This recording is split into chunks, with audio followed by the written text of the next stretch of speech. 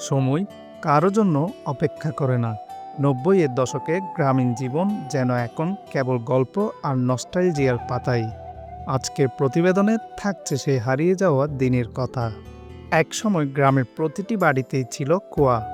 মাটি কুড়ে ইট সিমেন্ট দিয়ে তৈরি সেই কুয়ার জলেই মিটত পরিবারের পানির চাহিদা। আজ তা চোখে পড়ে না। জায়গা নিয়েছে টিউবওয়েল আর বৈদ্যুতিক মোটর। গরুর লাঙ্গল ছিল কৃষকের ভরসা। ফজরের আগে মাঠে যাওয়া, দিনের পর দিন হাল চাষ, এসব শুধুই অতীত। আধুনিক যন্ত্রপাতি এসে জায়গা দখল করেছে ট্র্যাক্টর আর পাওয়ার টিলারের।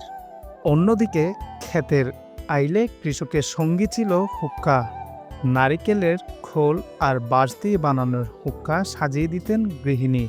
এখন তা নেই, কেবল স্মৃতির পাতায়। বিনোদনের কেন্দ্রবিন্দু ছিল সাদা কালো টেলিভিশন। শুক্রবারের বাংলা সিনেমার জন্য দুপুরে শেষ হতো সব কাজ।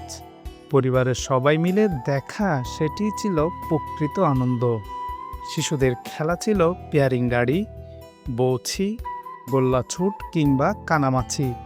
মাঠ জুড়ে হাসি, আনন্দের ধ্বনি।